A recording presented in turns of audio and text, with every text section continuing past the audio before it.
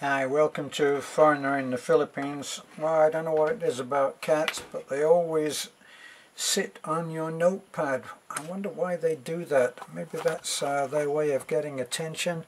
Look what I have here. Golden, you're a pest. You're a pest. Okay?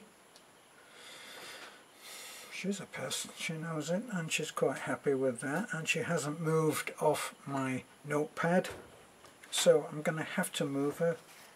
Okay, she's looking for a bit of attention, so I'll put her where she likes to purr. Are you going to make a noise? Well, we had a very early start today because we thought that we were going to be taking Beth to have her hair rebonded at a particular hairdressing salon, which takes about 6 or 7 hours, something ridiculous. That's where they have the hair straightened, and Beth wanted to have that done before we go to Boracay for my son's wedding. But it turned out to be one hell of a day. Let me see, I had to write it down, there's so many different things. Early morning we went to the hairdressing salon only to find out that instead of being first in there were already 3 people. And it's a very small place. So while I left Beth to do what she does best, and that is to find out that she was already too late, I went to have some light breakfast in Alturas, and I waited, and then she arrived and said, too many people, I'm going to go downstairs. And downstairs is well that's where that's not a salon, that's one where they'll do the job, probably not spend quite as much time on it, but anyway, she went down there and she was able to have her hair done. I went down there and spent a lot of time just sitting there waiting with Batchoy, who was very good and didn't make a lot of fuss. Of course he fell over, just sitting there. Actually, he is the only kid I know that can just sit there and suddenly fall over. Now, Golden, you're on my notepad again. She is so stubborn. So, what happened then? Well, while she was in there having her hair done, I went up to the hospital to find out what was happening with Tektok. And, of course, if I haven't got my translator with me, albeit she is very reluctant to actually tell me what's going on, everybody's suffering from nosebleed. It's incredible. In the Philippines, they actually speak much better English than they will allow themselves to admit. So they all suffer from, and this is the Filipino description, not mine. They'll suffer from nosebleeds, and any Filipinos that are watching this will say, yes, that's right, nosebleed. So I left there saying, only finding out that there was some talk of Tektok being anemic, and that he had received two bags of blood. I'm not sure, even now I'm not sure if that's the right description of a blood transfusion. I always thought you got a pint of blood, but apparently it's a bag, comes in a bag. Well, he'd had 2 bags of blood and had seen the doctor. I didn't get to see the doctor. I got to see a nurse who spoke to the mother at length, and then I found out, after listening very carefully, not understanding a single word, I found out that the talk with the mother was all about how they were going to apply for PhilHealth. Now, they don't allow people to leave the hospital until they've paid their bill. So, leaving the mother and Tektok, I went in and said hello to Tektok. There's several people in that room with him, I think 4 or maybe 5 beds, 4 beds I think. I asked any of the others anybody speak English? And of course they've all got nosebleed. If you counted all the nosebleeds, there would have been enough to give him a free transmission of blood. Well, anyway, I left saying I'll be back, as Arnold once said, or twice said. I went and picked up Beth, and then first of all, we went and ordered up the Amacon, which is the cladding for Sarah's. All that bamboo for Sarah's house. Sarah's house started today after all of our rushing to get the materials up to the site last night. Late night stuff, coming back in the dark. Oh, how I love that. With so many people with no lights, it's Russian roulette. Well, anyway, we went back there today. We went to the hospital first of all, and we picked up Tag. That boy is so weak that we had to lift him onto the back of, you've probably seen the video, but as this is an update, he cannot help himself at all. I just don't know how he survives, and couldn't survive if it wasn't for his family, who live within a stone's throw, almost literally. They live just over the hill, and they go in there every day and they see to him. Well, it turns out that he is severely anemic. No surprises there. All he's been eating is rice and salt, it seems. So we are now in the process of working out a deal with the local sari store to, we'll pay them in advance, and then at the designated day the brother will go down to the sari store and receive enough groceries to be able to feed the boy. So that's what we're working on right now. We didn't have time to do that today because we were on our way to Inabanga, which is where Sarah, the blind girl's house, is. So we got off and made it down to Inabanga about 3:30 or 4 o'clock. Now what this does is it puts us on a real strict time limit, because if at all possible we don't want to be coming back in the dark. It is quite hazardous.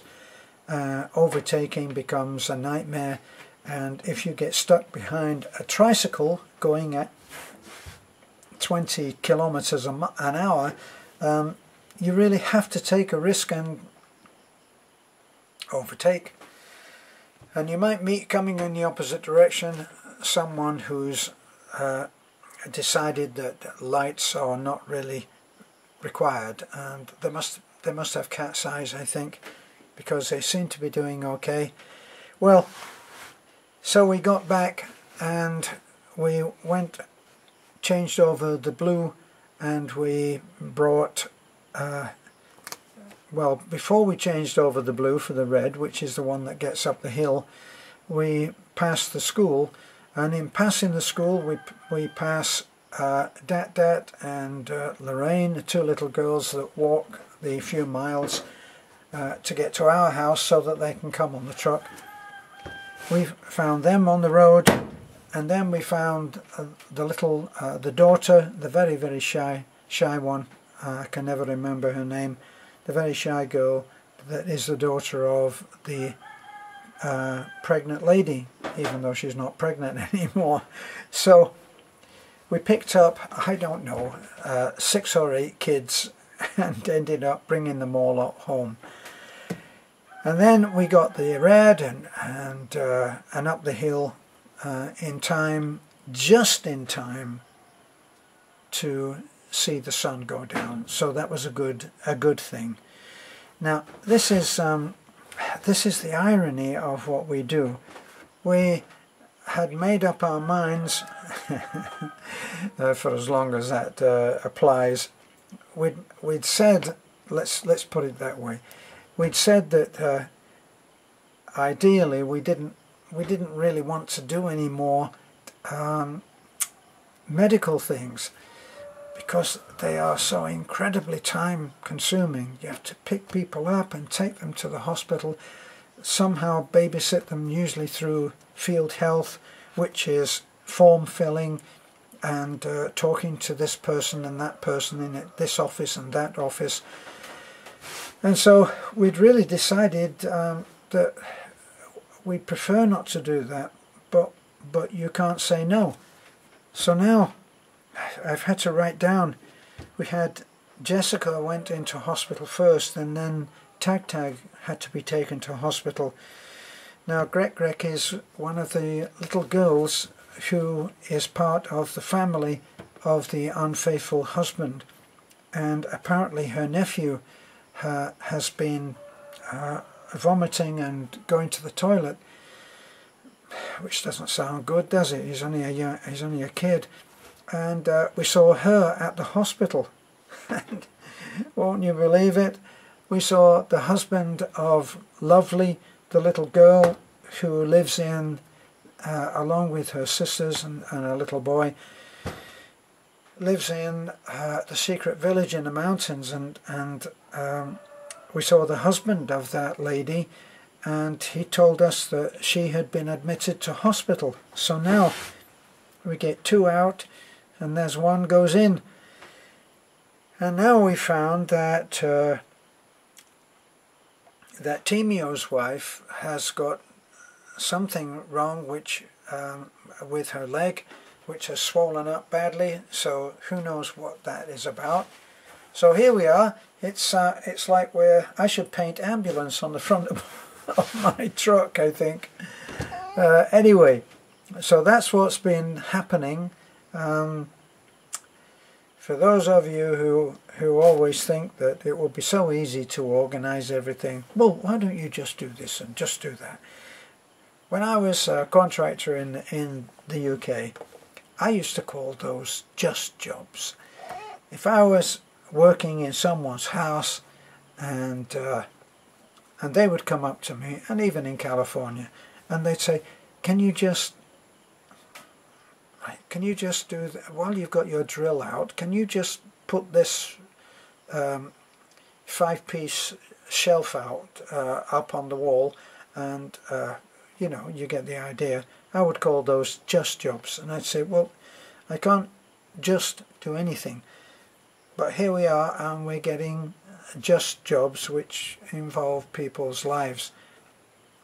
Tag, it turns out, he's the boy who is really, it's almost like he's under house arrest, medical house arrest in the place where he lives. It's that tiny house, and he needs, oh God, look at this cat.